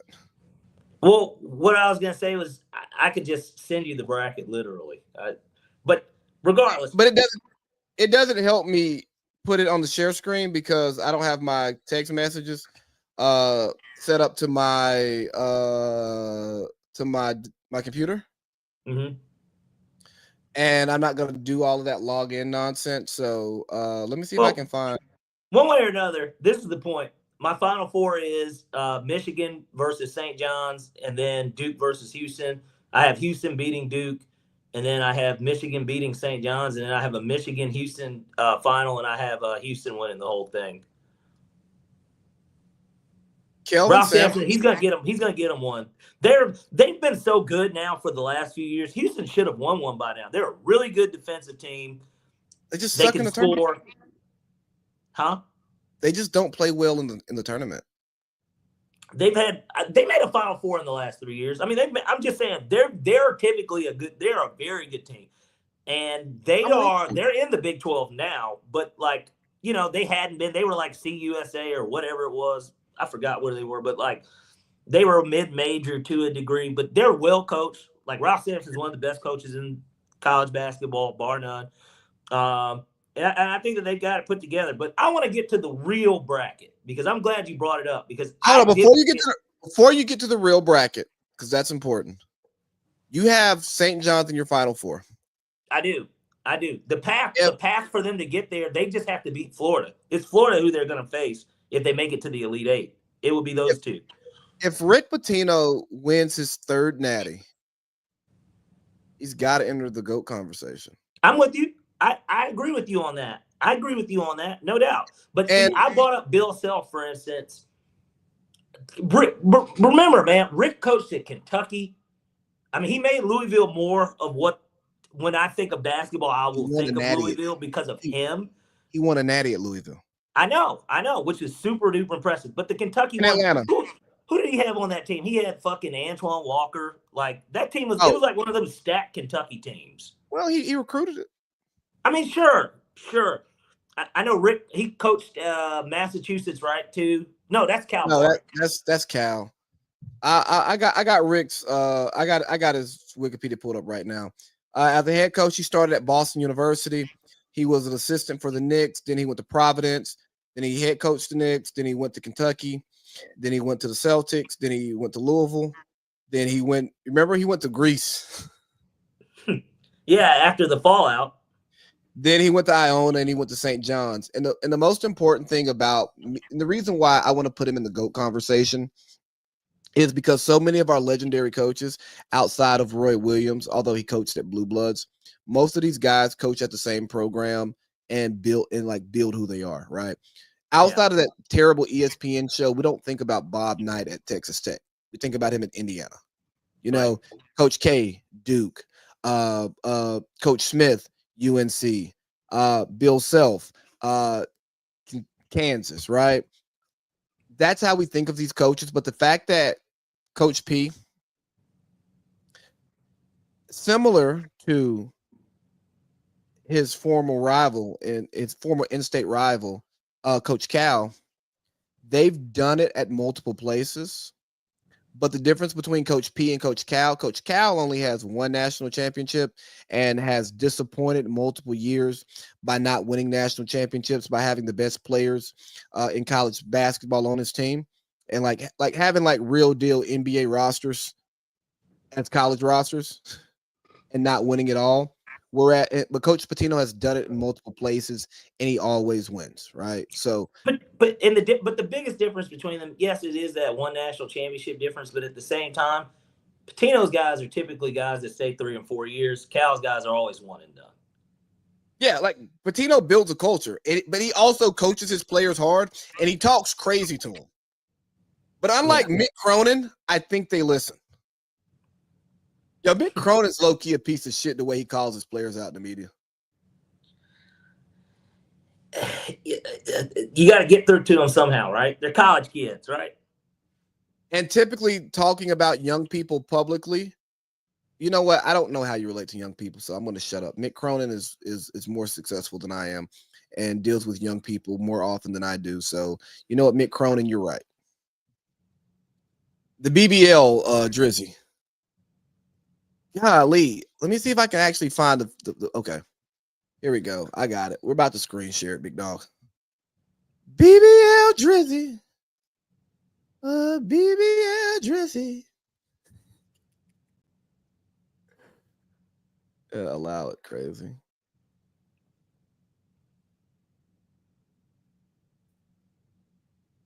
Right. What are we saying? Can't nobody read this. And ew, what's all this ugly nonsense? Yeah, here, we can just go through it and we can just go one by one. Let's start with that 116 matchup. Young Miami versus Janice Hart. I don't even know who Janice Hart is, but I'm going to tell you it probably isn't better than Young Miami. So, hey, you know what? I'm going to watch that Young Miami Club Shay Shay on YouTube because after that one video that I sent and I watched it, Wayne said, if those cameras off, he's smashed. And I responded, when those cameras are off. That was real chemistry. Maybe. Who knows? And I'm sure that Shay likes to spend a little bit of money. And she probably that's my Michelle. This nigga. Well, I mean, she referenced when he talked about favorite position, he was like, well, I need like you was on that video. He was like, well, I need a muse. I'm like, oh, that nigga cooking, boy. Yeah. But Young Miami, I think we both agree, moves on next round, right? Absolutely. Young Miami. All right, now let's get to some competition. Jordan Woods, Summer Walker. I think Summer Walker's ass is a little too fake looking. Like Summer Walker looks dirty, so she loses to me. Yeah. I'm going to go with Jordan Woods here with I guess would be a minor upset. That's a 9-8 matchup, but I'm going to go Jordan Woods here with that. I do think that Summer Walker's better in the sack, though. Yeah, for sure. Dirty Jordan Woods probably just takes it. Yeah. Summer Walker, dirty Atlanta stripper who has some of the most toxic music you'll ever listen to, but it sounds so good to your ears. Yeah. Yeah. Be Well, afraid of for women this who case, like. we're taking the ass though. I want Jordan Woods as over hers. Absolutely. Next, we get the 512, Saweetie versus Jada Waita. This one's actually, and typically the 512 and Who's the five 11-6 are where the upsets happen. Who's the I'm gonna five? I'm riding with Saweetie here though. I just think she's more attractive, and I don't know. I like that ass just a little bit more. What says you? You know what? I'm looking at Saweetie right now because if we're going off, you know what? That's how you should. That's what you should be screen sharing. Is actually. I know that might take a little bit more work, but because then at least it gives us a comparison, right? Yeah, no. So I'm probably gonna give Saweetie the nod over Waita because I don't think we should know about Jada Waita, right? Let me type in Jada Waita. Well, I know that's the chick that dated Little What's Baby. her last name? Is it Williams? I have no idea. No, that's somebody who see Jada, Lil Babies. Just type in Jada Waita. Jada Lil Baby.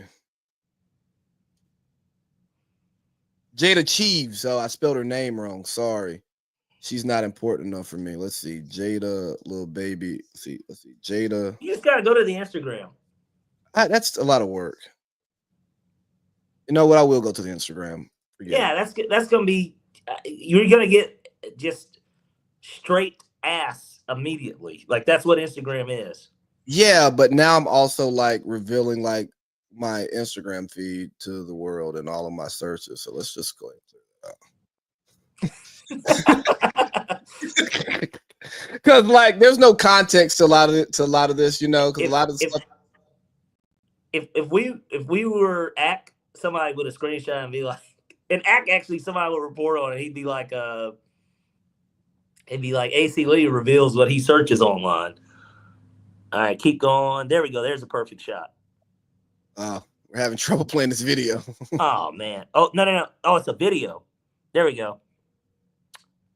She looks like she's Black and Mild. She probably does. She dates Lil Baby.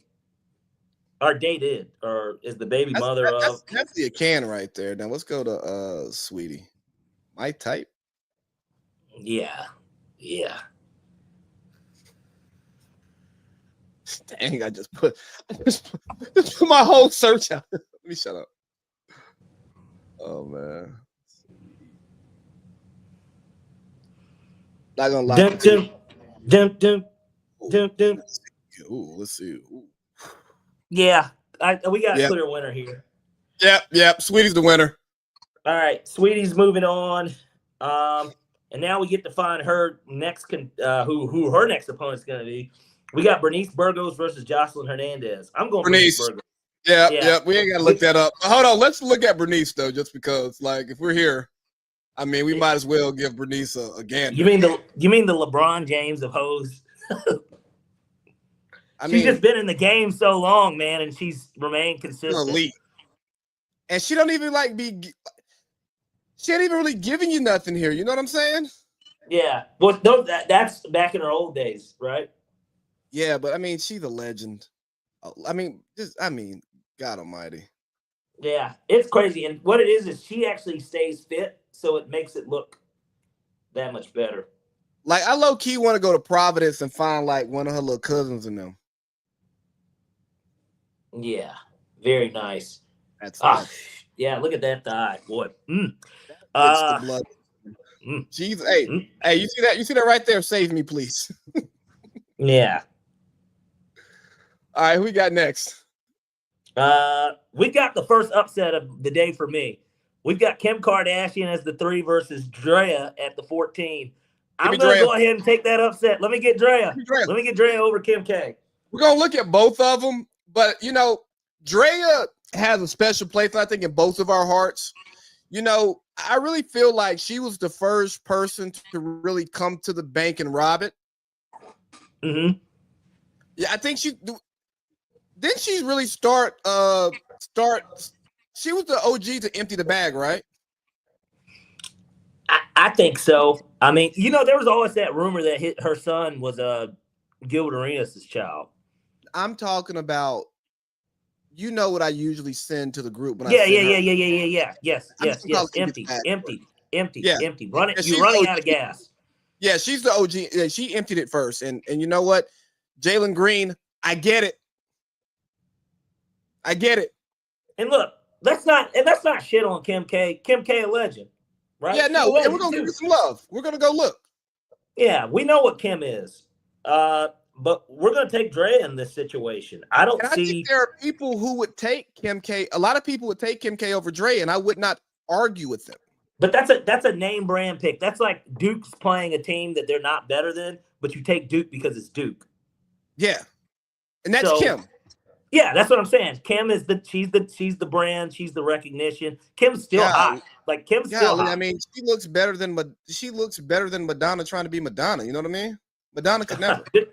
Good thing Madonna's not on this list because she's got a very bad BBL herself. But hey man, look at the hundreds on the ground too.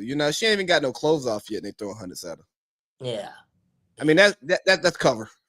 Yeah, and so, but we're both. This is outside of the minor upset with Jordan Woods over Summer Walker. Here's our first upset of the day: Dre over Kim K. Moving on to the next round as a 14. Yeah, give me Dre. Then next, we got Cardi B versus Lotto. And a lot of people aren't going to like my opinion on this, but I'm taking Cardi B. I like Cardi. Cardi B does more for me than Lotto. And I think Lotto, I feel like you're going to take Lotto. I don't know why. But I feel like that's where you're siding. Where's that picture? She just had a picture that dropped on IG. Or maybe it wasn't IG. I saw it on Twitter. It's her at like a birthday party where, she just had the ass out. Yeah, I saw but it. I want Cardi B. Give me Cardi B over Lotto. Are we actually judging the BBLs, or are we judging the women and the BBLs? It's both, but that comes with it. That it makes it. You know what I mean? Tell her to move her. Tell her to move her hand, Parlay Pete. Please excuse your hand. Well, please excuse my hands. They just want to touch. They just want to feel. But yeah, hey, you know what? If you sing that song, I don't think you can get Me Too'd, right? Well, because the same people that would say the Me Too are the same ones singing it as well and asking for it from Pretty Ricky. Because who was on it was Plies, Pleasure P, and Jamie Foxx, right? Yeah, that sounds right. I know it's Plies' song. Yeah. So here's my issue, right? I am more attracted to Lotto. I think Lotto's BBL is more proportional.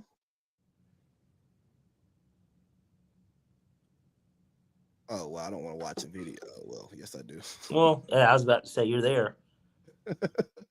Ooh. I think I'm more attracted to Cardi B personally, but Lotto's good-looking girl too. I've actually seen Lotto in person. Like she was at Hear me out. I'm more attracted to Lotto. I think her BBL looks better, but I want Cardi B more. Give me Cardi B. Yeah. Okay, so look, we're agreeing all the way through this. This is good. I know we're going to disagree in the second round, but all right, Cardi B, Lotto. Now look at that spread right there. Big Mama's. That's crazy. Oh, that's crazy. Big Mama. All right, next one. Now, this is one I'd actually have to look at because I know you got SZA at the 7 and then Ari at the 10. So I'm assuming that Ari is Moneybagg Yo's. Yeah, Ari the Don. Go to Ari. I know what she looks like, but I don't really know what she looks like. Yeah, I'm sure I'd whack everybody on the list, but and I know what SZA looks like, of course, but like, did Ari get rid of her Instagram? I know she be. Go to a fan page then. I'm sure they'll have the same content that we're looking for. Ari the Don. Is she not Ari Lennox? Who's that? Who's Ari Lennox? That's a singer. Oh, I'm trying to tell you, I don't really know. I know who she is, but like I don't know who she is. Low key. I mean, she's just not. She's like a waiter. Oh, Well, that is the first thing that pops up. I think I got a winner already. Go to SZA, but I think I've got a winner. You know, I hope my Facebook followership is not totally disgusted by this, but I you know what, I'm 30. We don't care. Somebody put out the bracket. We're fucking picking. All right. And we're trying to provide our watchers with real. I mean, SZA doesn't even like sluttily show it off, you know. Niggas was about to say hoard around. I mean, like, is that a Black and Mild in her hand? Could be. I do like the way those thighs are just gripping each other. You know, they're like extra dark on the inside because they can't get out of each other's way.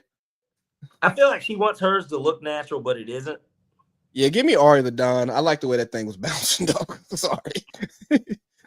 she provided, you know, she just had a better presentation on presentation day. Yeah. And look, and sometimes that's all it takes. Yeah, she That's went all to it science takes. fair. Or this round of the science fair. Who we Yeah, got next? Then finally at the bottom of the bracket, we don't have to go through this. JT, Nicki Minaj. We're gonna take Nicki Minaj. All right? JT. Yeah, you know I'll take Nicki. I know what Nicki's ass looks like. Well, do we want to look at it? Just because, I mean, Why not? We went through almost everybody else, so might as well. And now as we go back to them and look again, it's easier because it's like my whole feed is just daggone BBLs. Yeah. But you know, Nicki's shit is a little different today than it was a few years ago. She seems like she got like that looks like an older picture. Back when Nicki was like on top and was it. Like I saw there was one video I saw of her and I was like, yo, that shit looks like she just added too much to it. Oof, there's a shot for you. Yeah, I really would love to see Nicki on top. Again? I'm talking about or are we talking a different on top? I'm talking about a different on top. Okay. Hey, well, I'm just being sure here. I don't know if he's like it though. You know, he's geeked. He's a whoa. How they had to have rented this out. He can't be there. Yeah, probably. Let me get out of there. Okay. Where we at next? You don't have to go to JT. All right, next. We're going to move on to the next round. You got Young Miami versus Jordan Woods. I think this one's pretty self-explanatory. Yeah, Miami moves on. Next, we got Saweetie versus Bernice Burgos. This is actually a tough one. I'm going to go Burgos. I'm going to go Bernice over Saweetie. And that's a tough one to do. I want the OG because, honestly, out of all of them, if we're talking about an introduced to your mom BBL body, I think Bernice is your best shot. Yeah, and just we can't have the LeBron James of hoes go down in the second round. No, LeBron, you know, until AD got hurt when they played Phoenix, he never went down early, you know. Yeah. So we're gonna advance Bernice, and then we'll move on to the second half of the bracket. We get Drea Cardi B. Now this is honestly maybe the hardest matchup for me to do this since we've started. Don't call it an upset, baby. I think we might be getting ready to swim. I'm liking Cardi B here. There's just something about that stripper ass, man. All right, man. So here, how do we want to do this tiebreaker? Who could we trust to call Julian Turner? What am I thinking? Okay. Why did I think about that?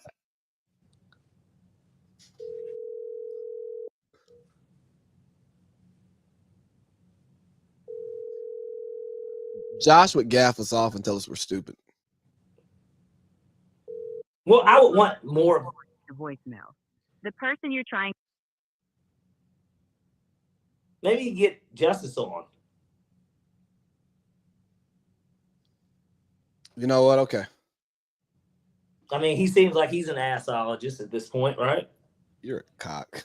You are a fucking cock. No, I'm not. And tell him he doesn't have to stay on. We just literally just want the answer for the tiebreaker here.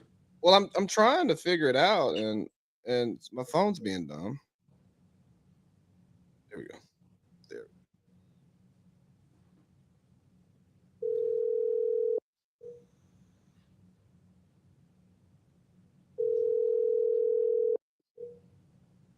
Ed Rooney's office.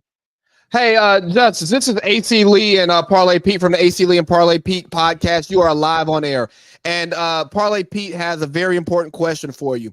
Right now, we are going through the BBL bracket, and we have come to a point where we can't agree on a winner, and we need a tiebreaker. Parlay Pete, present it, please. All right, Justice, how are we doing, first of all? We are fantastic. How are we? We're doing pretty good. We're doing pretty good. We're breaking this down in the spirit of March Madness. We already went through our actual March Madness brackets, but I'm not sure if you saw on Twitter, but of course there is a BBL bracket, and Latana, he did one himself. Nonetheless, we're doing one live right now, and we're at a screeching halt on this tiebreaker. We've got Drea versus Cardi B. Who are you taking here? Oh, I know, tough one, right? well, here's the question. Does Drea have a BBL, or is this just top? Is this top five? Is this top asses? Because I don't know if Drea has a BBL. She has the one that you can take home to mom. You said she has the one what? You can take home to mom. Right. Maybe that's what it is. Maybe she probably has one under the knife, right? But hers just looks like it's hard work. Whereas we know that Cardi B's is. All right, so this is what I'm going to say, and this is going to shock a lot of people. I'm going to go with Cardi B. There we go. The reason being is because she's younger. And okay. She's younger, it's more around her, it looks better. It's heavier. Yeah. And as we all know that I love a bodacious woman. So I have to go Cardi B for sure. Well, that's exactly what I did here. I took Cardi B. He took Drea. It was tough. I mean, it was tough, honestly. But I said, no, I'm gonna go Cardi here. There's no loser here. I only went Cardi because she's younger, and I just don't look at Drea. I'm sure she has a BBL, but I don't. When I look at her body, I don't think BBL. I see just gym, hard work, eating healthy. I'm rich, you know. Well, her baby daddies are rich. Well, right. You know what? Thank you for correcting me. Her ex-husband. Orlando. She's still eating off the Jerry Jones Orlando Scandrick stimulus package. Yeah. Hey, let me throw this at you, Hoos, and we're gonna let you go. Drea, I feel like you have a bit more command in that situation when you're locked in that room for, let's just say 3.5 minutes. We're being honest. Right. That first time, you got more command of how that goes. I feel like Cardi, I feel like you do yourself a disservice if you try to take control the first time. You definitely need to go to the gym, and you definitely need to hit the pelvic thrust a lot more while you're at the gym and work on your core strength prior to taking down Cardi. I think with Drea, like you said, I definitely agree with you on that. But your core strength needs to be there when handling one that is as rotund as Cardi B. Yeah, it's and again, this was not an easy call. It wasn't any. That's why we got you in here to be the tiebreaker. Might as well let him stay here while we finish the bracket. Sure. All right, why not? All right, next match we got Ari Fletcher, Nicki Minaj. I'm gonna go Minaj? Ari Fletcher. Moneybag. I'm gonna go Ari Fletcher. You know, I was kind of thinking that versus today's Nicki Minaj. Oh. It has to be today. Yeah, because if we're talking Nicki Minaj 2014. Yeah, basically the Meek era. Or coming upon it. Ari's is definitely. There's no wrong answer here. I'm going Ari. I just think Ari's not talented, and I'm putting that into my calculus when both actors look nice. Yes. Yes, they do. If we're doing Ari, though. If we're doing today, If it has to be today's ass, I'm gonna go Ari. If it's today's, but if we could do at any point in their history, well, I'll take Nikki. So I guess it just depends on if it's today. If it's today, we have to go Ari. Today. Okay. Today, yeah, I got to go Ari. She's 29 years old. I mean, that's a younger ass. So, all right. So then we move on from there, and now we get back to the top of the bracket. We got Young Miami, Bernice Burgos. Now, this is another Burgos, really tough one. easy. That's quick. That's not tough. Young Miami's BBL is not like we know. If you saw what the City Girls looked like before QCMP pumped all that loot into those girls, her and JT they look like chicks that kind of chicks you run into a Walmart back at 2 a.m. When Walmart's for 24 hours and they're in there picking up hot Cheetos and Kool-Aid. You know what? LeBron to the championship. I love it. Yeah. So this is an easy one. Bernice Burgos. I mean, easy. I don't even have to think twice about it. Honestly, to be honest with you boys, let's just go ahead and give Bernice the whole bracket. I don't know if there's anybody. I haven't heard all the names yet, but I don't think anybody on that bracket is beating Bernice Burgos. So please. That advances her to the championship here, because if Lee's taking LeBron, you're taking LeBron. It doesn't really matter what I say. I think I was gonna go Young Miami, honestly. Yeah, it's tough. No way. No, it's tough. It's tough. And so you would have the tiebreaker here. So Bernice Burgos moves on. So then next, the other semifinal match, you get Cardi B versus Ari. I'm gonna go Cardi B. Yeah. 2-year age gap. One's 31 or one's 30, one's 29. So they're right there in age. I probably would go Cardi B because it's a more accomplished ass, right? If you get that pregnant, you're getting spousal and alimony. You know what I'm saying? You're getting these. The man is receiving these things. You get Ari pregnant, you can be Joe Schmo working at Walmart. I think the judge is still going to order you to pay up something to that girl every month. Yeah, I'm going Cardi too. Okay, so clean sweep there. Yeah, clean sweep. Let her work. Yeah, I'm gonna go. But now you got a complicated championship here because you got age. I don't think so. You got age versus youth. Bernice Burgos versus Cardi B. I take LeBron over Shea any day of the week. I would take Bernice Burgos, and like I said, I didn't even hear the whole bracket, but I'm gonna be honest with you. Bernice Burgos is the type of chick. I don't know if I can say this on air, and it might sound disgusting, but she's definitely one of those chicks that you consider maybe partaking in the golden shower if you've never done that, And that sounds weird, but she's a very just pristine looking woman. I mean, she's the type of woman, who never needs a seat cushion. I got you. No. After you tinkle, you don't even need toilet paper. Just call me. Yeah. I'll clean that up. Me too. And I go ahead, Oos. And I'm not afraid to admit it. I'm sorry to all the callers. I hope I'm not disgusting anyone when I'm saying this, but not that I give a fuck what you think. But the truth of the matter is Bernice Burgos is there's just flawless. I mean, I don't want to say she's the perfect woman, but physically, the skin, the hair, the teeth, the ass. Her only negative thing is her upper arm tattoo. She's 44. Who cares? And she doesn't look it. No, she doesn't. She's hotter than her daughter. She's hotter than her daughter. Bron's 40 and he's putting up MVP numbers. Right, exactly. Age ain't nothing but a number when you're great, but when we start splitting hairs, age matters. That's true. I mean, sure. Sure. I find a picture of Cardi B because think about it. Cardi worked at Starlet's. Bernice worked at Starlet's.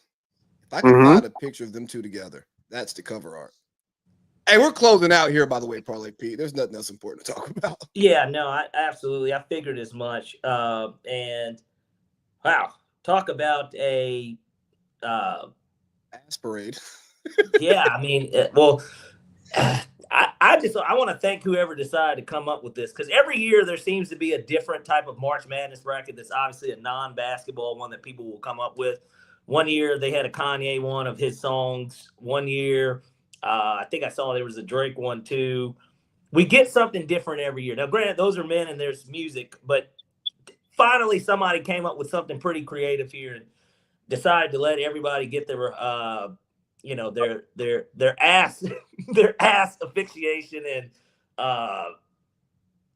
opinions out of the way on this, because this is something that's important in pop culture.